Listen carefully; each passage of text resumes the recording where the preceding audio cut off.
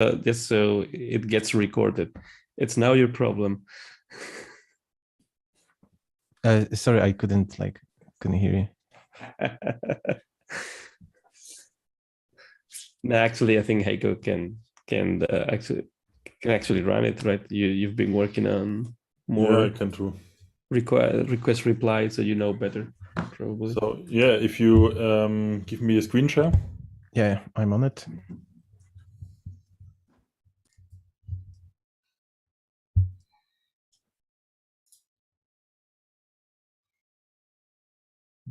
Screen number 3. Okay, here we are. I show you now the recap of the last call on the 23rd of May. Here we have discussed if a channel address may be empty or null or not set. This discussion was not finished last time.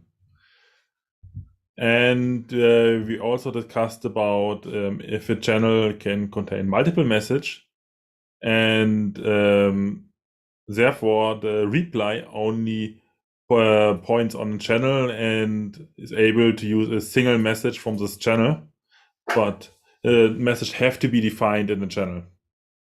This was one of the discussion points that is still open. Therefore, there was the idea that the company may define the channels, and the operation is defined by the application part, so it's only pointing to the channels defined in a different file. This was the last open discussion point here. Everything else is documentation. Yeah. I put everything together again here a little bit more. You can see we have a first channel user creation pointing to an address where messages are arrive. So those messages have to be in format of component message create. And we say, hey, we have an operation, create user with successful reply. Here we receive message on the channel user creation and reply on the user creation reply, or the user creation failed. Depends on user creation here on this channel using the failed. In this case, if it's not working successfully, should be much more successful, not failed. Oh yeah, we say, hey, we reply on this channel with this message. Where the topics are was already defined. Let me put it together. Maybe it would be easier to see it. Sorry, not very well prepared. Reply to.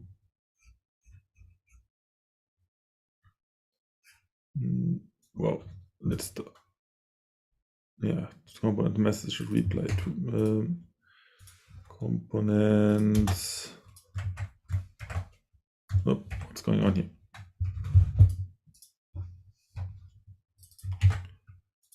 Component messages reply to, and here we say it. Hey, we have a message here. The standard reply to header messages creation. And this message contains a reply to topic. We defined it as runtime expressions. So it's the same definition as for the message ID or whatever. Yeah. Questions so far, or should we start with the still open discussions? Nope. Okay, let's go on. One of the open discussions is if we have a reply message, the address may part of the incoming message. Here we see the creation message contains a reply topic. I actually didn't know the real format of those here. No, I didn't see it here. It's not that easy. Okay, here it is, location description. We say, hey, my message has a reply topic. So my response channel don't need an address because the address is from the reply topic here. And here we say now, hey, address is here not required. But to be pretty sure that everyone understands that there is no address, someone mentioned why didn't make the field optional, just allow it to be null. So the field is there, but it have to be null to be empty. Yeah. Everyone it was just me, just so it's clear that it's something, at least it's more explicit. Yeah, like people will see it and it's like null address, what the hell is that? And then they will read about it. Or address false as well will also work. Yeah, but I think null is much better. I think null is for everyone more understandable than false. Yeah, because address false could be weird. But isn't it already obvious that if address is not there, then it's not there? It's more explicit. It's obvious if you know that there is an address field, but if you're new to the spec, you might not notice that a field is missing, right? It can be with any not required property, like. Yeah, but I know, but address is required. Then if it's required, then anyway it has to be there. It's required. It's just it's required, and then the reason we're making it null, or it can be null or some other value. If you make it not required, it will be undefined in the case of JavaScript, and in the case of JSON actually, right? So it's not the same as present and null than not present, right? So present and null has a different meaning, and the meaning is precisely this: like, hey, there's no address, right? There's no known address. We cannot give you the address information because it's impossible. We cannot know it in advance, right? It's a virtual channel that we're creating here, but the topic will be defined at the runtime, right? So we cannot know it in advance. I also vote for having this field, but let it be nullable. Which one? So the address field. Just it's a required field, but is able to be null. Yeah. I think it's very more explicit and more understandable. Then you may documentate, hey, this field is null because there is a reply topic in all of those messages. But with require, isn't it always explicit that it's like you make something required because it's like necessary? And that's what we were always doing. Like it's like super necessary. And then like, but we make it kind of fake optional because we allow null, right? I mean, at least that's how I immediately see it. Like it's required, but you have a workaround. But that's the difference between undefined and null, right? Like some people, when they land in JavaScript, they always wonder, saying like, why the hell do you need undefined and null? And it's precisely the same thing. Like undefined is not there, it's not present. And null is it's present, it's there, but it has a null value. Like we don't know the value, right? And that's what's happening with address. Like there's an address, every channel has an address, but this one, we don't know the value in advance. So it's still null, it's still, it's still to be defined. You know what I mean? If it's still to be defined, then it would be undefined. To be defined, no, it's still to be not to be defined because the address is still there, but we don't know the value. We don't know the. Think of this in terms of variables. We know the variable is there, but we don't know the value yet. You know what I mean? We know the address is there. Every channel has an address. That's always like this. Like every channel needs to have an address, but the address is unknown beforehand. Another option is say, hey, address can have a fake value like replay topic, but I think this is more awkward than just set a null. No, and it's also a collision problem, right? Like I might have a topic called or a channel called reply topic, right? Yeah, So sure. there will be a collision there. Like, what do you mean? It's that the address is called like this, or is it, or you mean something special?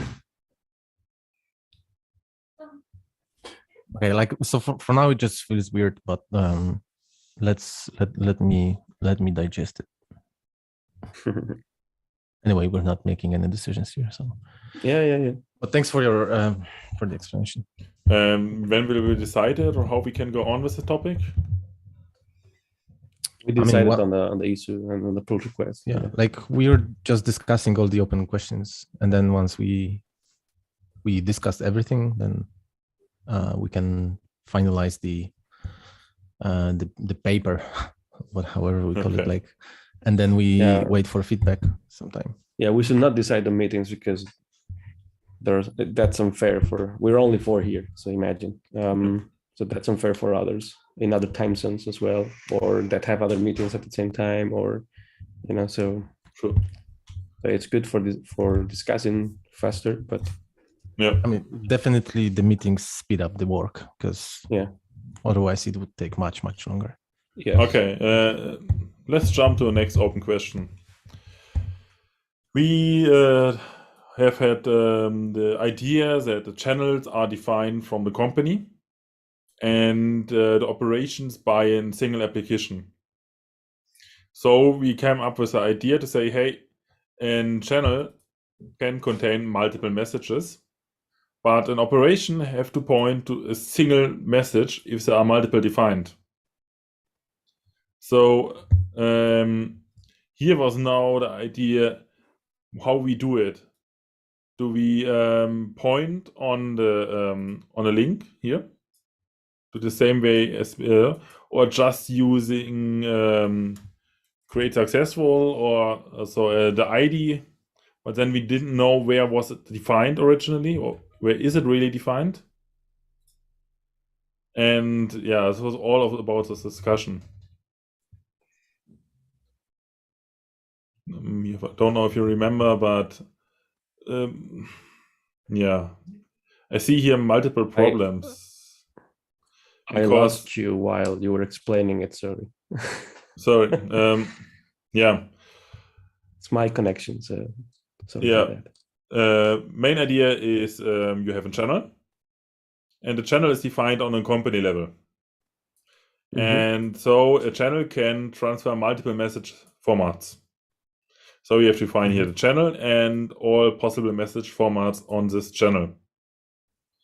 And now you may have an application part with a different YAML file where you say, hey, I use this channel, but simply filter out a single message. So I use this channel, but in this operation, only the single message type here is possible. Yeah. Still think it's a proper good idea. But I see 2 points. Point 1 is, if we assume that a company defined this part, and it will also, because we are pointing here on the message, the company have also defined the message formats, and only the application defines the operation. I think this will not be possible, because the application will, so it may be that the company define the channels and topics, but the application is responsible for operations and messages. So having it in 2 files is still not possible here. Yeah. Just to say. But I still think it's a good idea to say here, hey, I point on this channel and I limit the message. I not allow all messages. I say, hey, this single message will be here expected. I still think it's a good idea. And then the discussion come up, hey, how will we do here references? Just pointing on an ID or using the full reference string as we do here?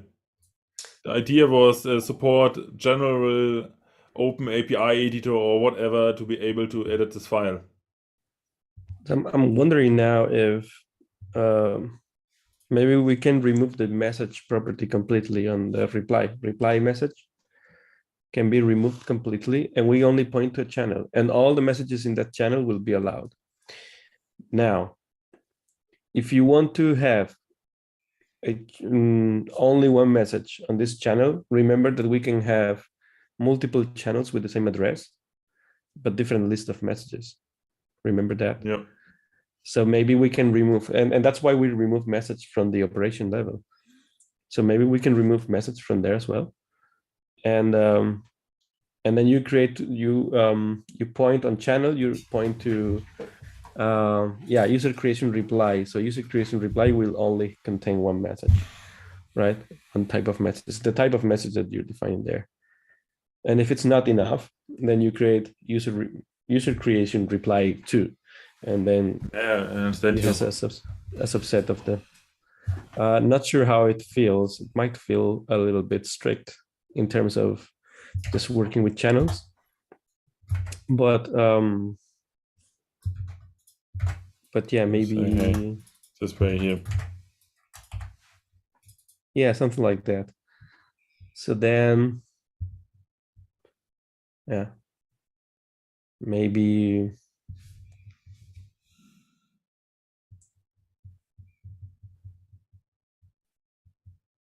I don't know. Maybe that will be an option. I think what's an option, because the idea to having channels in a file and operations in a different file, because those are managed by dedicated company parts, is not possible, because I don't see that one company part defines the channel and the other one the operations, because the messages are also binded to the channel. So this will not work. You know what I mean?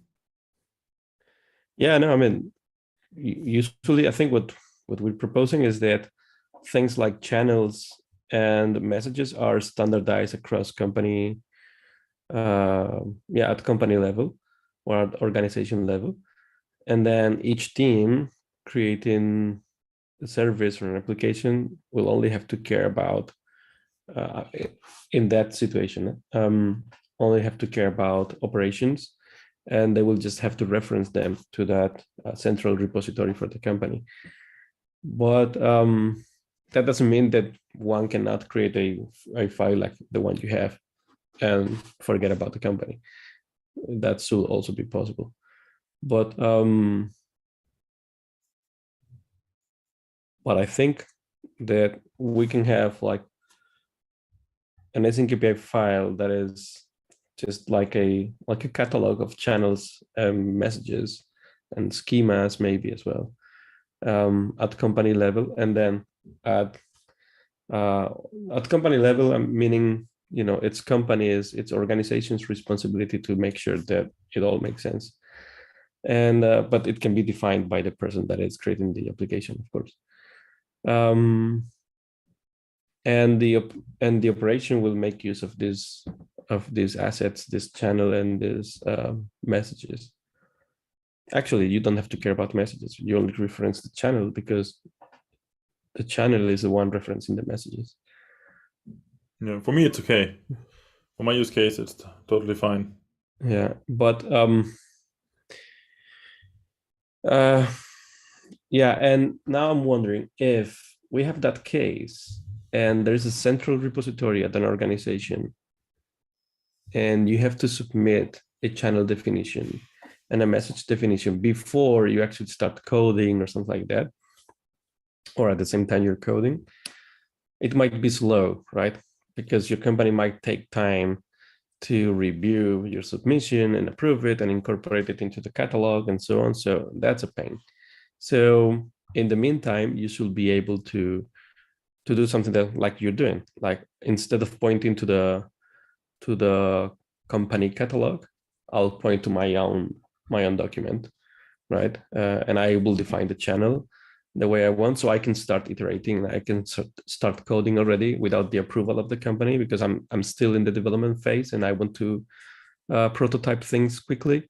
And then once, or in the meantime, while you're working on that, once you're happy with the shape of your messages and the channel and so on, then you submit it to the central catalog if you want, and everything fits together, right?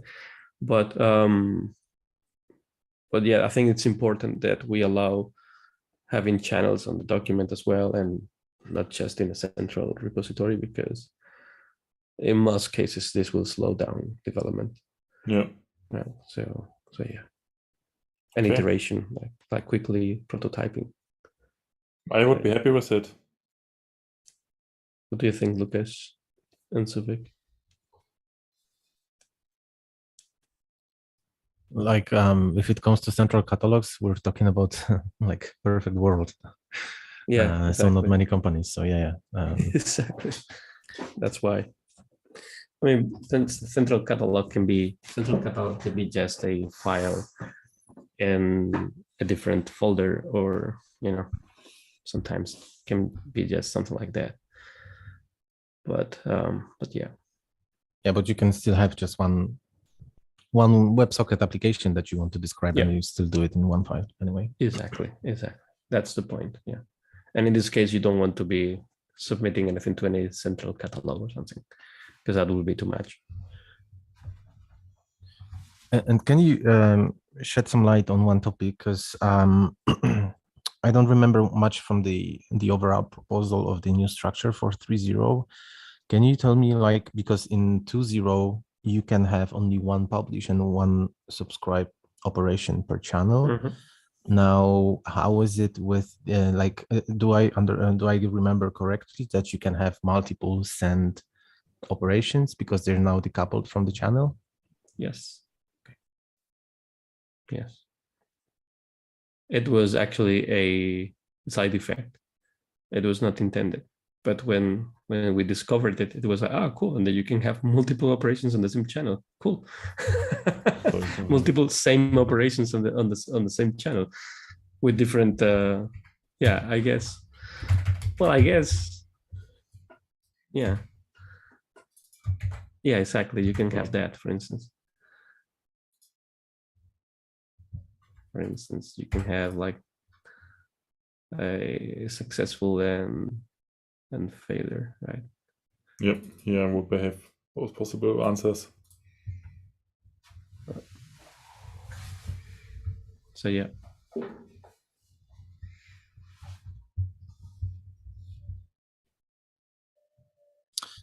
Like honestly, I'm having like super hard time to like make my mind to forget about 2.0, but still remember about my examples of Kraken and Gemini for WebSocket, and now try to remap it, all the reply response that should have been there, and how to do it here. Like my brain is, it's gonna take time. Yeah, it's exploding now. Like it's gonna be hard. It's a huge refactor of the whole spec. Yeah, it's a huge rework. It's a completely different spec. Almost completely. Yeah.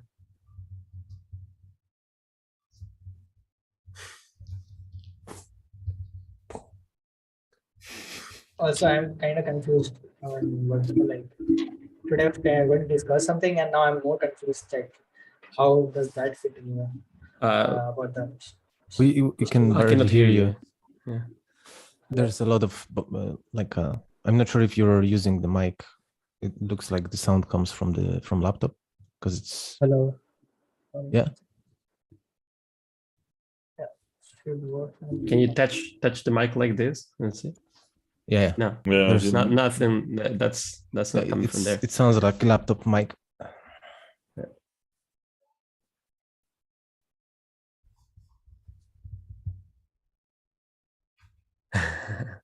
Okay.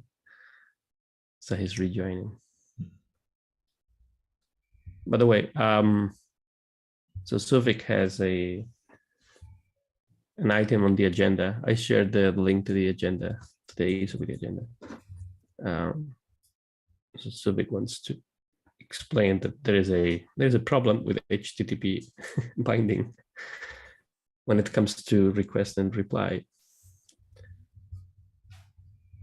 So yeah, let's see if he joins and explain more.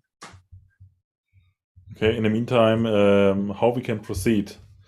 It seems we have nearly taken all discussions, and is someone of you able to help me with creating a pull request for the spec 03? my request would be if you folks agree, especially because of the hard times I'm having with shifting my head so much.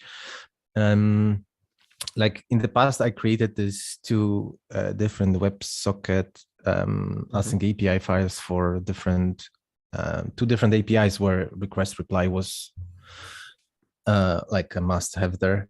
So I'd like to have an exercise that I basically take what you already have here, recap on the current 3.0 proposal, and try to rewrite those APIs to what you have now on the screen, so I can basically see it in action. Because honestly, yeah, sure. The fact that I can have multiple operations now for one channel, it's like I think that I will actually write this document now totally different, because so what I'm saying is that like the Kraken API, for example, it was like pure WebSocket with that you connect once to the API, and then you have just a exchange of messages, different messages. So you can subscribe, you can send ping, you receive heartbeats, etc., etc. And in my 2.0 file, it was just a list of one-off messages for subscribe or for publish operation. But here, when I quickly look at what you have on the screen, I have basically no idea how it's going to look like. You also can send the file to me and I can try to map it. Yeah, okay. I just shared on the chat. Well, both of them. Well, actually, one of them is a blog post, but yeah, you probably shared. Did you share a repo or something in the blog post? I don't think so, right? Sorry? Did you share the Kraken API in a repo or something? No, it's but it's at the bottom of the blog post, yeah. like the whole document. Okay. So somewhere here. This one, the Kraken one is a simple one, right? I guess. Kraken is actually more complete. No, actually, it's not the complete one. What? Yeah, it's because big. Yeah.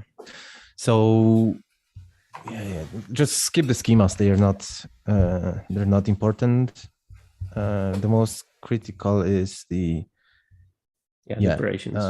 So as you can see, it's just one channel, and the only thing I could do with AsyncAPI was to say what different messages you get and what different messages you can send. But here are no operations defined. Is that correct? No, they're like with AsyncAPI, I can say only two operations. It's subscribe, publish. So there are. Yeah. Okay. So it's like send, receive, right? Basically. Yeah, sure.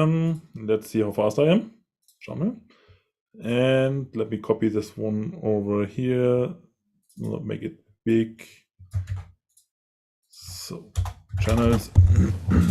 You're gonna try it now? I do it fast, yeah. Okay, cool. Let me grab popcorn and see if it's possible. Yeah, sure.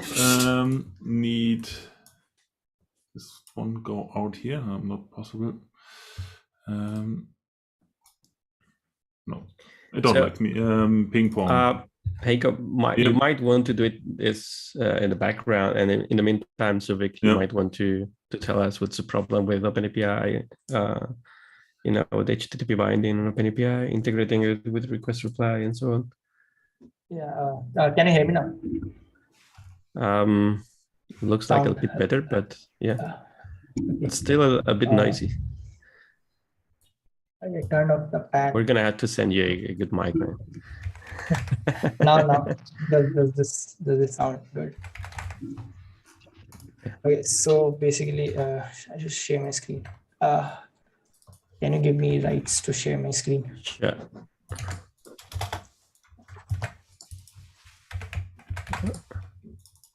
What the fuck? No, I cannot give you permissions. Maybe Lucas, you can. I don't know.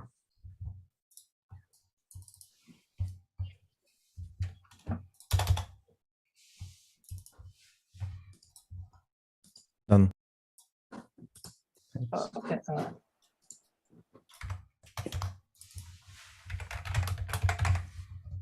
Okay. So for some context, so I've been working on Glee, and the feature that I'm trying to build is Glee would, like users would be able to create complete REST APIs with Glee, and like you just define the so to do that, the specification currently lacks some features, and one of them is it doesn't support multiple methods. So in HTTP, you would you can have get, post, put, delete, different type of methods on a single channel, which is currently not supported, and that is like a roadblocker to implement HTTP support for Glee. So in terms of Glee is kind of looking two main features to be able to do. One is to single channel can have multiple methods, and secondly, we would like to validate method request, response, and headers accordingly. So the main idea is to use OpenAPI for HTTP bindings. Like for example, if we take it would look something like this. So this is a channel, and after binding, this everything under HTTP is from OpenAPI. So like if you just extract this and put into any parser that OpenAPI supports or any tool, it should work. So like this is basically OpenAPI. So this allows us to have multiple methods in a single channel, and we also describe like the response and this request body, content, everything, just like we do in OpenAPI. And like, okay, so some benefits are since now we are using OpenAPI, so like users can reference the existing OpenAPI specification in AsyncAPI, and it would work because we're using OpenAPI. And secondly, which is something I would love to use in Glee, is use the already tooling that the community has for OpenAPI, and like kind of use it because right now validating is a thing that I'm facing.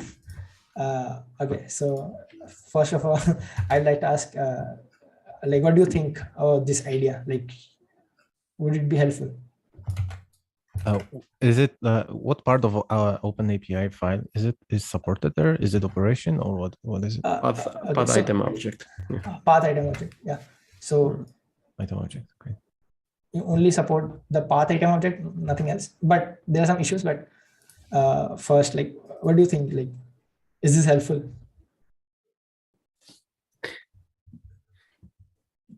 So it is helpful. What is the issue? Because like you're saying that there's an issue, and I still don't get like the issue is, what is the issue? I mean issue with what you're showing, or issue with current binding, and that's the solution. What I'm showing, like if we do this, there are some issues. Like, do you want to know about them right now? Okay, so the problems that we kind of face right now is we'll have inconsistent grammar across our specification. So since AsyncAPI use payload to define the message schema, but OpenAPI use schema, so it will look kind of different, and we'll also not be able to like reuse our own components, own message definitions. So it's kind of confusing to like in the same file you are using payload somewhere and you're using schema somewhere. So that kind of creates the thing. And yeah, and it's even more than that. So OpenAPI 3.1, I think it's the latest one, is using a different version of JSON schema than us. So one could be referencing schemas on an AsyncAPI document, but they will not be the same. I mean, by luck, it may be compatible, but they're not the same JSON schema version, right? So it's not just the name; it's also that the JSON schema object will be a different version. So yeah, kind of tricky. And also like the path item object has one object, a server object, which is what we have, and like they're different. So if we point to our server object, it will not be supported by OpenAPI tools, and also the opposite, I guess. Or maybe we can maybe support the opposite one. So that is something. But there should not be problems, right? And in the end, like the server object is not in the binding, right? Like it's the server object is not a binding. You can like, but the OpenAPI specification declares that we could have server inside path item object. So inside path item object. So that is kind of, but we can like in our tooling we can just remove it because we can obviously extract it. But the server can be also, it can be a ref, right? Yeah. So that's kind of tricky. If it's ref, then it's kind of hard. I mean, if it's ref, then it's okay, right? Or no. If it's ref, then it points to their server, right? So it doesn't point to our server or anything. In OpenAPI, the server is taking from the OpenAPI specification, not AsyncAPI specification. And in AsyncAPI specification, the servers you define is not working. So that's kind of. It's probably going to get worse because in version 3, there's an issue that we're going to rework the server object, because currently what we have, there's a field called URL on the AsyncAPI server object, but a URL contains the protocol at the beginning, right? So then why the hell you will want to have a protocol field like we have, right? Yeah. So instead, what we've been doing is we've been putting host names, not URLs, but host names in the URL field. So that probably has to be renamed to host, not URL. Or we allow a fully qualified URL there and we remove the protocol field. Or so, yeah, in any case, yeah, it's potentially being a breaking change and not compatible with the OpenAPI server object. So OpenAPI allows you also to specify server on the path level, so that this like this response goes to a different server. Yes, as well. They do it as well. Okay. Not at the operation level, on the path level. On the path level, path item level. Yeah. Yes. And there's another one, which is related, and that's why I asked Suvik to introduce the work he was doing. And there is an incompatibility with what we're doing right now in the request reply feature. Yeah. Because if you scroll up to the OpenAPI document, you will see that we're defining in the binding, we're defining responses, right? So if we include these responses from the binding and we combine them with request reply that we're building right now, how do they work together? You have responses in two different places. You know what I mean? So yeah, but it's only with HTTP probably. Only with HTTP, yeah. So yeah, maybe, I don't know. Maybe the issue here is that we will not be adopting OpenAPI for the HTTP binding after all. Or maybe you're just worried. Like, so the thing is, like there can be protocols where there is also reply. Somehow you can specify a reply in a specific way in a given protocol. And there can be in the future for some different protocol, some binding where you could also specify the reply. You know what I mean? Like there can be other protocols other than HTTP, where you don't only specify like how many times message will be delivered or whatever, but you can also specify like that the reply will go to some different channel. On the protocol level, there can be such a, I mean, I can imagine something like this on the protocol level that you specify where the reply goes, and you will not really care much about it. Like you, I mean, you will still have this issue that on the like on the protocol level, somebody can do it in a custom way, but we have some generic solution in the spec, in the main spec.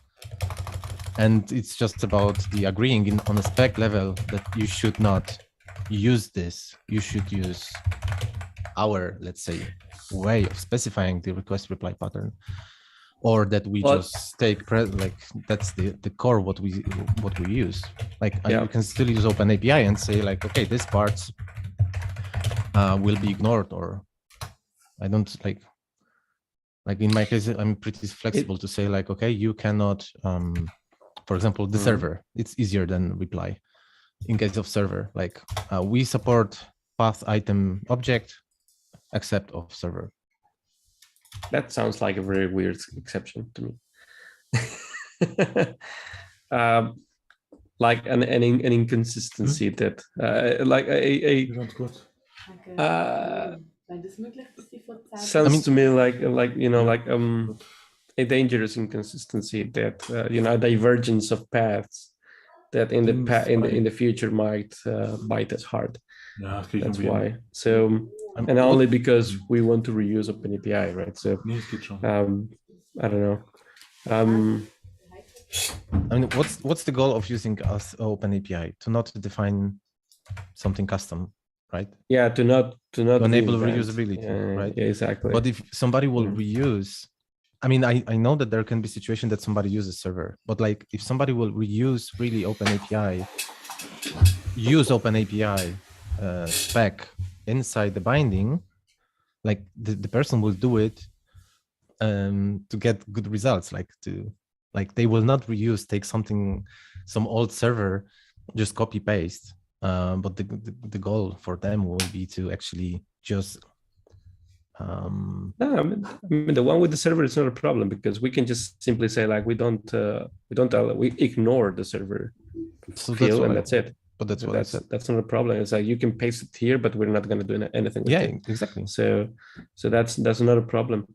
The thing is that if you have this on the HTTP binding, and at the same time you're defining a reply operation, a reply on the operation like we're doing now with Heiko,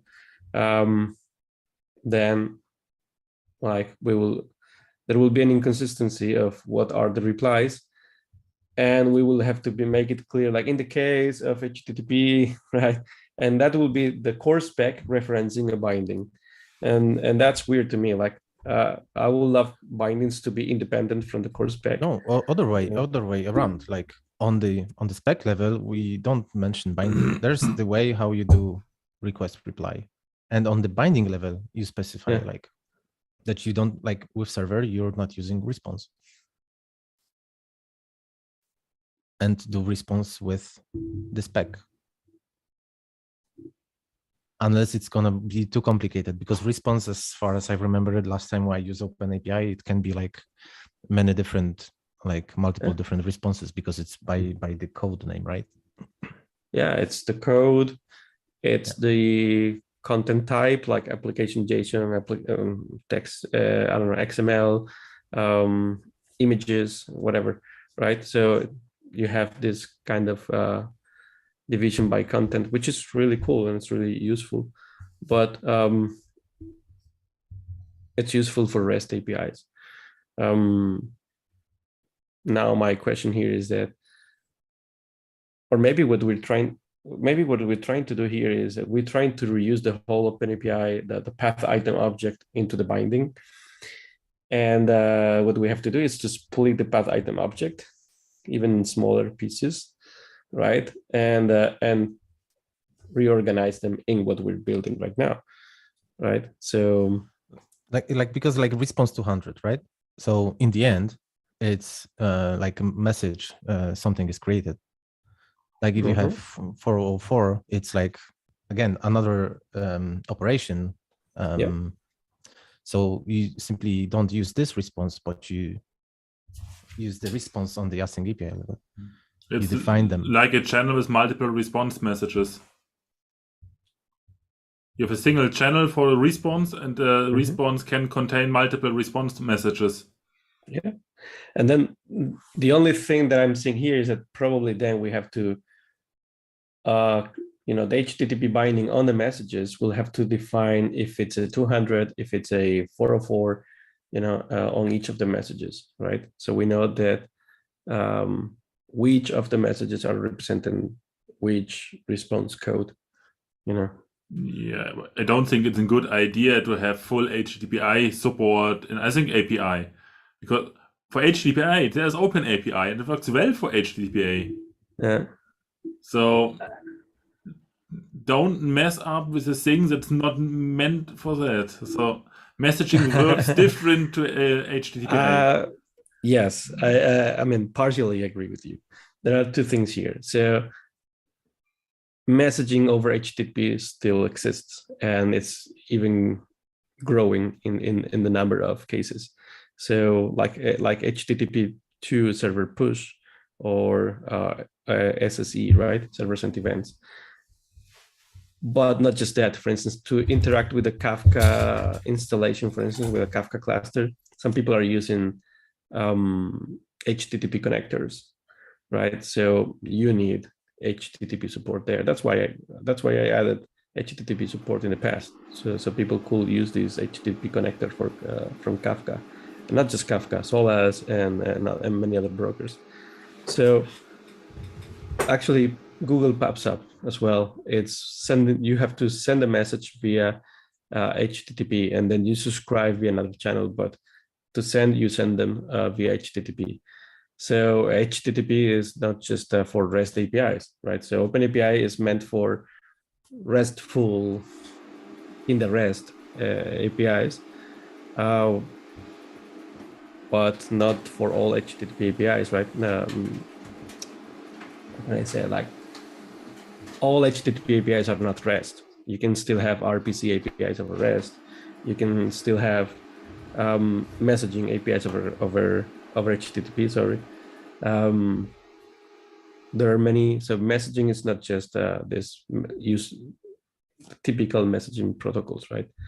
And it's growing. It's growing in the number of cases that people are using HTTP for messaging. For instance, Twitter is one of them, so that you can subscribe to new tweets. Whenever someone tweets a new tweet with a given hashtag, you will the connection is open and you will receive a response, a server sent event, right? So that is another kind of event-driven interaction over HTTP, right? And then you send in this case, for instance, in the case of Twitter Power Track API, you send a post request on a channel, on a path, and then you receive the responses on the same path as usual, but you don't receive one response, you receive multiple responses, like each tweet that has been published with a given query that you've done, right? So yeah, that's yeah,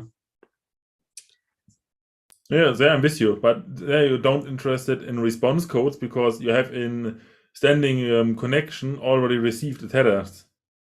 Yeah.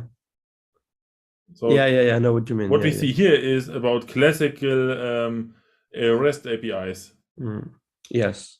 Well, not REST, but HTTP API, because RPC APIs is also aware of the response code.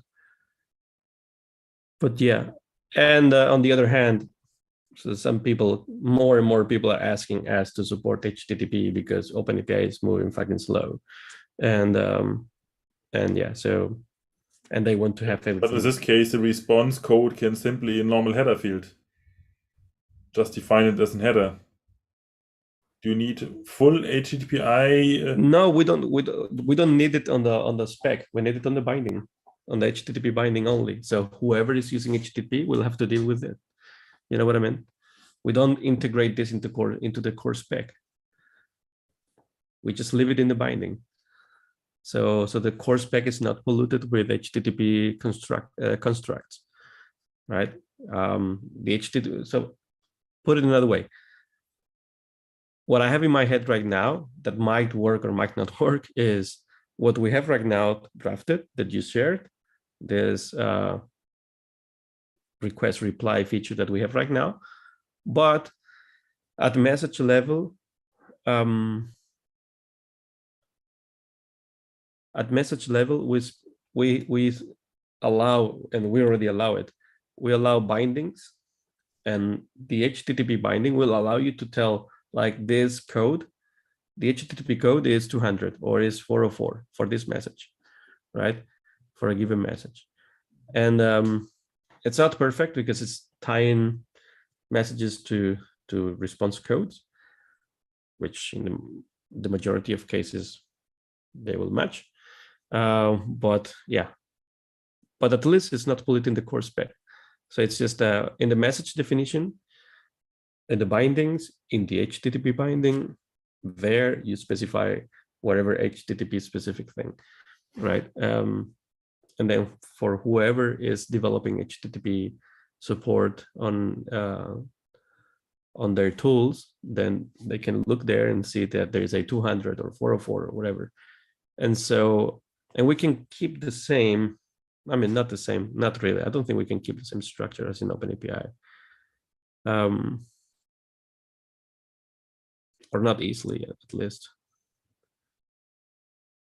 We were trying to reuse OpenAPI here, so we don't reinvent the wheel, but it's really hard to integrate both here.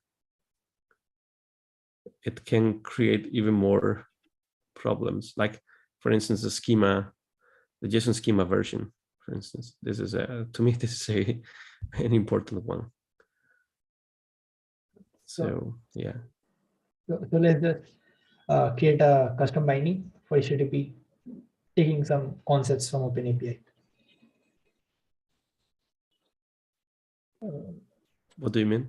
Yeah, the problem here is that OpenAPI forked JSON schema. AsyncAPI not. Sorry, say again. OpenAPI forked JSON schema. It's not a pure JSON schema. They have no, not anymore. Not anymore. In the okay. in the newer version, they adopted the latest version of JSON schema. Ah, cool. Yeah. They only added, I think, a few fields on top of that, like we're doing in AsyncAPI. So they didn't fork it. Actually, that was the biggest feature in the latest version, that they adopted JSON schema. They created their own vocabulary of JSON schema, but it's JSON schema plus some other stuff, like we're doing, basically. But the problem is that it's the latest version of JSON schema, or one of the latest.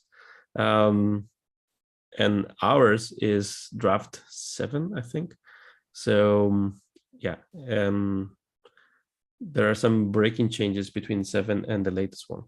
So they're not compatible in probably some edge cases, but that's what worries me, that you will be specifying, you will not be doing $ref there and point to a schema defined in our document.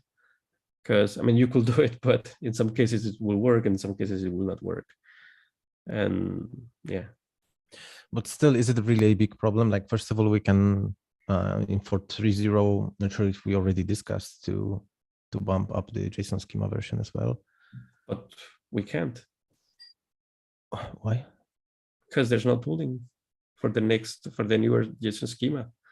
Nobody is implementing the newer JSON schema versions. The AGV guy just say, like, I'm not going to implement this. It's wildly complicated.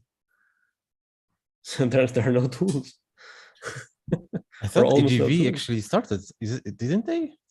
Yeah, but it's not respecting, let's say, it's not respecting the standard. It's adapting it to their own understanding of it. Let's say it's not implementing all the features and so on. So there are no tools covering the full JSON schema version, latest versions, right? So that's the problem. That's why we didn't upgrade, because yeah, we can upgrade, but if there are no tools, it's not useful, right?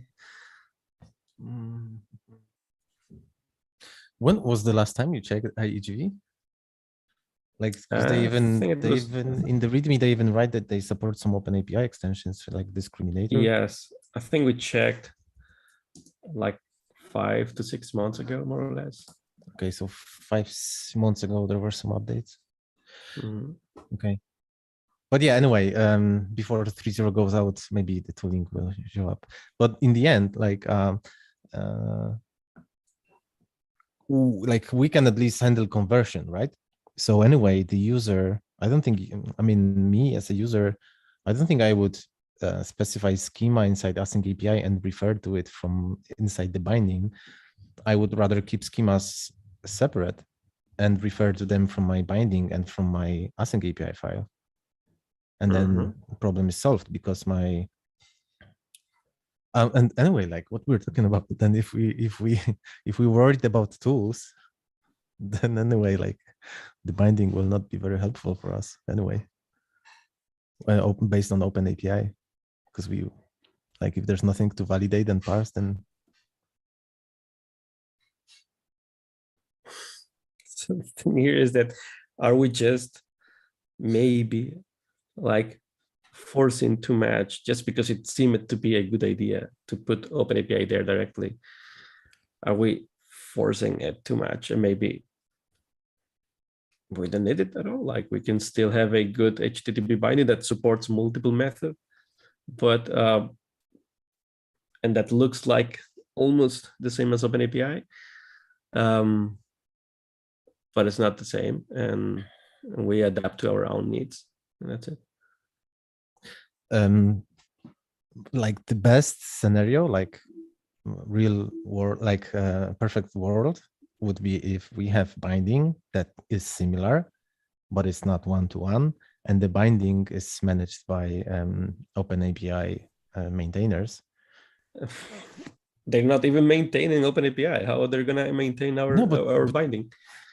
But we have one maintainer of OpenAPI on Slack now from Google, right? We have Jeremy, for instance, so as one of them, but I don't think he's dedicating a lot of time. I don't know, maybe he is. So maybe you can check, because like then, like again, like going to the origin, we want OpenAPI because the rule that we have here is not to reinvent if we can reuse. That's why we allow us reuse as much as possible, like Avro or other standards on schema level.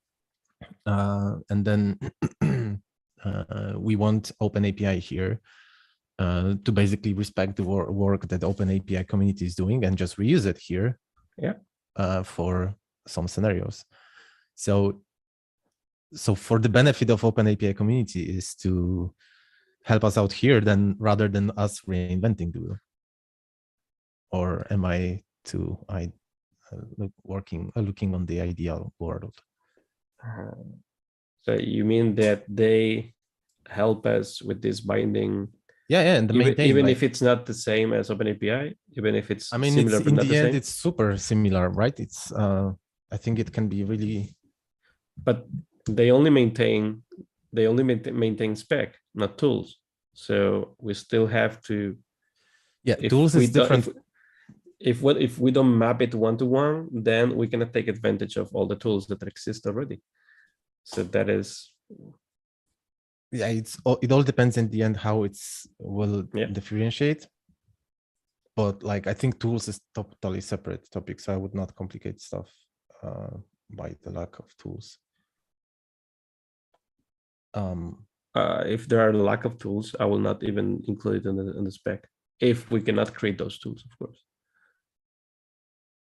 But if there are no tools for something, I will not even put it in the spec, unless we're going to create those tools. Because putting something in the spec that lacks tools, it's meaningless. But we're talking about binding, not the main spec, which is experimental, and we anyway put a lot of stuff. I don't care. I mean, it's we're offering a binding that nobody, not even us, will be able to support because there are no tools. But other bindings, but with other bindings, we're not pretty supportive there as well. Yeah, but I mean, the thing is that to me, the target, the future in which the direction in which we want to go is that we cover all the bindings and we support all of them, right? If we do this, we're going exactly in the opposite direction. We're just throwing shit there and not caring, you know. Like I map it to other bindings, like and the rule for the bindings is it's experimental. We don't have really like in some code generators, of course, we support it, but it's different. We don't need custom tooling for it. And then like if we're ready with like we want to go and say like use it on production, then of course we start discussions about tooling. Like if we don't have tooling, then we don't release it as 1.0. That's the thing. Like because but if we don't put it at all, then like because always the hardest, like my 2 years experience here, it's like the hardest is put something in the spec, not actually to write the tool. For the tool, it's like always there's a vibe for writing tools. Yeah, that's true. But if you don't have anything in the spec, you're not going to write, you're not even going to try to write the tool. Yeah. But with binding, you can do 0.0.1 we have now, I think, for this binding. Then you do, no, 0.1.0. 0.2 or something like that. Yeah, let's say 0.2. And then, so we release 0.3 with OpenAPI. And then if it fails, nobody really picks it up and even wants to contribute tools and work with us on the tools. We'll just remove it and make it like revert to something much more simpler.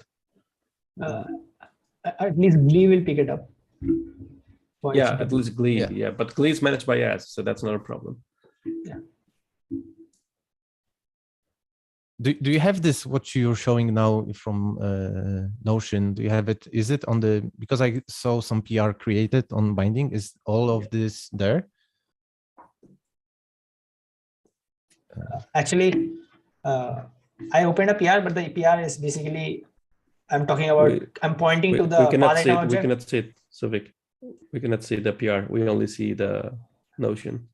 You have to share the other window, maybe.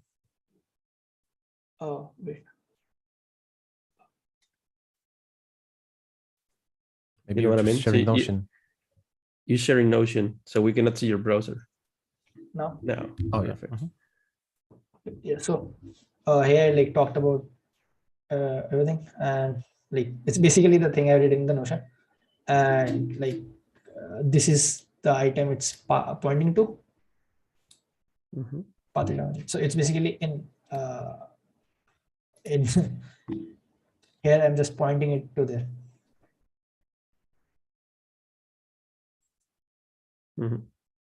So this is what it is. Will you share the PR? Okay, so it's all there. We can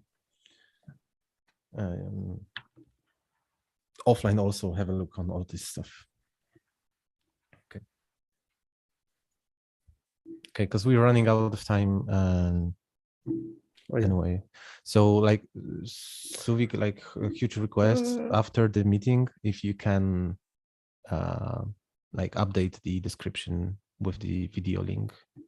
Yes, sure. And when we start the discussion, so it's also available for others. It's going to be useful for the review. Okay, video link like this YouTube link. Of this live stream. Yeah, exactly. Okay. But just pointing to the correct minute where we started. Yeah. Sure. Fran, you wanted to say something? No, I was just thinking that maybe we can restrict on the binding, on the HTTP binding. There's this schema property, right? So maybe what we can do is we can just allow $ref there. So people cannot define schemas there inside the binding. They can only point to existing schemas defined on the AsyncAPI file or in another file. You know what I mean? Just a thought. Just but still, or maybe we cannot, or maybe we don't have to pick up the latest OpenAPI version as well. That's another option. Like in the end, we could just support Swagger. You said the forbidden word. So yeah, I don't know. Yeah. Anyway, there's a lot of to let's chat on the. Let's continue chatting. Let's let others watch the recording. We can ping the guys that we know in OpenAPI that would like to share an opinion. Sure. Because all is public, they can easily interact with us. And last but not least, Heiko. Let's it's 14 Might want past. to share. Yeah, you want to share before, like, at least quickly explain what you managed to. Yeah, sure. If you can still be here on the call. Yeah, I have some minutes left. Okay, let's do it fast. Okay. So I rewrote your Kraken, I think it's this one here, to AsyncAPI v3. You see here now, let's start with ping. I have an operation called ping pong. I send to the channel ping. The channel ping is defined at address ping. So it's my topic. And I send this message there. The message ping contains just a payload, and that's all. Oh, sorry, here's a problem. This one have to go to here and to here. Both. So my ping contains a collation ID in the header field. It's just a simple string. And I say here my ping pong message will receive the pong on the pong channel. The pong channel is defined on topic pong and message pong. So here I say, hey, my pong message also here has a collation ID. So I know what pong is mapped to which ping, and that's all. So I send a request to ping channel on the topic ping and receive it on topic pong. Mhm. Clear so far? Okay. Yeah. Next one. Where we are here. Ping pong, no components. Yeah, operation heartbeat. Heartbeat will be received. And here I have it's received on channel heartbeat, and the message is the heartbeat message. I have in system status. The system status also will be received, the same as the heartbeat. Here I say it's on a channel system status or topic system status, and the message is not defined here. I have the subscribe. I send to a subscribe channel on the topic subscribe with my message subscribe, and here we are. My message subscribe needs to contain a reply topic and a collation ID because I want to know where I have to reply to the subscription status. Mm-hmm. I have to subscribe, and my reply will be on this subscription status channel as defined here. There is no topic defined because the topic came from the subscribe message. As we have seen here, subscribe message contains a header, replay topic, and a collation ID. So I will reply to the inbox of the application that is subscribing, and I get back in, where is it? Reply? Didn't I have defined it? Sorry, I missed that. I will receive a subscription status back. I only have one concern with this structure. Yep. It's on the channels. If you scroll up to channels, you see that the address changes, ping, pong, heartbeat, and so on, but the address is always slash. On the WebSocket API, it's always slash. It's always the same address. You know what I mean? Okay. So the address is not really the name of this. It's always slash, slash, slash, slash. Yep, sure. Right. My fault. So when you, which actually makes it cool because all of a sudden we're creating channels, or we're visualizing things as channels, but there were no, physically there are no channels, but virtually sure. there were channels, and now we're able to define those channels. Yeah, sure. Then in this case, I have to remove here the reply topic because there is no reply topic. It's just a correlation ID. Yes, it's always replying on the same topic, on the same channel. Yeah. Yep, my bad. Thanks. No problem. Oh, actually, you were super fast. To clarify, so in 3.0, address is not unique. No. Nope, not anymore. It's one of the biggest changes. Yeah. Cool. That's why it's not a key anymore, right? That's why the key of channels is not the address, as it is right now. Yeah, right now the address is the key on the channels object. Yeah.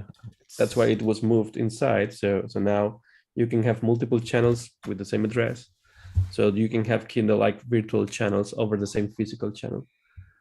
You know, Socket.io folks will be happy. exactly. Socket.io folks will be happy, and WebSockets as well, as you can see. So now it's much more clear. There are virtual channels over the slash physical channel. Right. We can even go further, if you will, and the address is not even slash; it's null. Because there's no channel, there's no physical channel, it's the connection. Yeah, but in general, you would require some header field or whatever to indicate what message you're receiving, because you're receiving heartbeats and system starters on the same channel. Yeah, you need to indicate somehow what you received. Yeah, but it's you don't have headers in WebSockets. Yes, sure. There need to be some indicating header.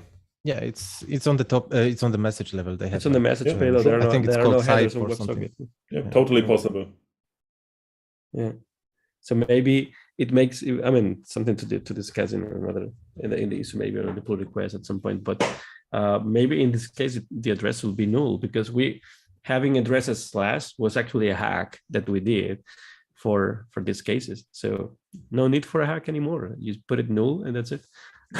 Why? It's WebSocket. You can have multiple addresses. So because you only use the slash, not indicates that there is not a possibility to have more than slash.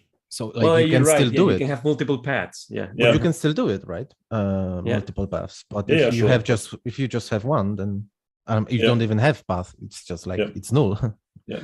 Null would be not correct in this case, because you're using a path and your path is slash, so you have to enter give slash an address. Yeah, you're right. So it's the thing is that you have a server, which is, say, for instance, Kraken API whatever.com, and then slash, for instance, right? And there you connect to start receiving messages. But there might be another path, slash business partners, right? And there you have an API for your business partners, or only messages for your business partners, not for everybody. So it's the same API, it's a different path, and you receive a different set of messages. So yeah, so it's actually a different address. Yeah, it's a slash business partners or slash only. Yeah. Might make sense. I wonder how this maps with socket.io as well. We'll have to play with it. I will also ping offline Dimitrios. That wrote this library for socket.io and also a few articles to have. That would be cool.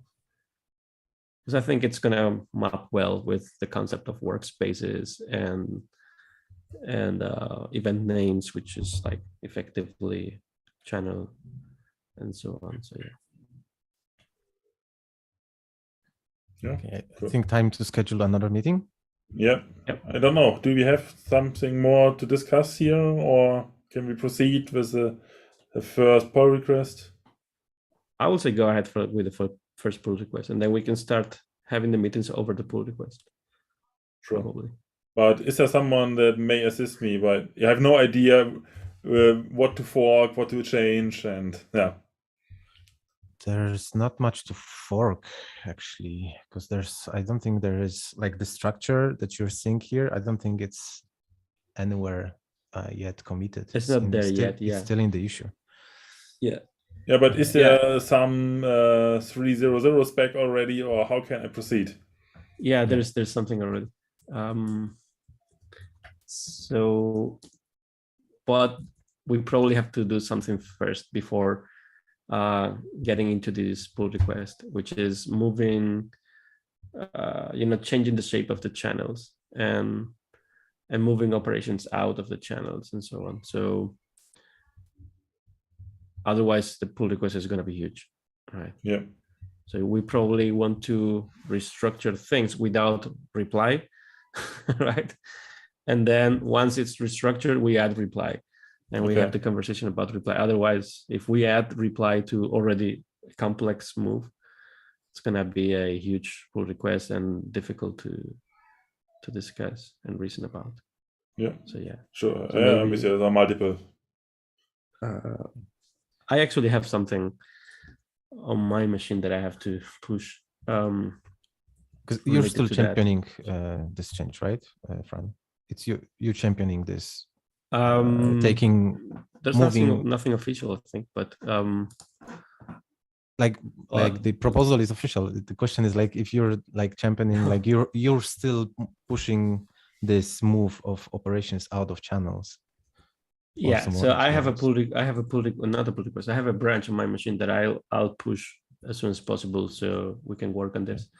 And it's precisely adding the operations object on the root, right? Yeah. And removing exactly. subscribe and publish from channel.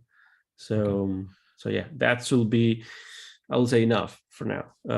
But it's not adding address, so it's just extracting operations from the channels to its own object. But yeah, I'll continue as much as I can. I'll continue pushing the changes that I have and continue pushing for the proposal that I made for publish subscribe. Okay. So like, because we are already like 25 minutes off, I have to go. So I suggest, like, if you're championing this structure change and Heiko champions this one, so you sync offline, like yeah, sure, basically. Absolutely. And let's finish it and make sure that, like, I'm gonna advertise this meeting. It was super interesting, especially it was I loved to see Kraken in action. Thanks for changing it so quickly, Heiko. Yeah, thanks for having a look on it. And yeah, so we're waiting for Fran to get things done. Then we'll release this next year. Not next year, in 2 years.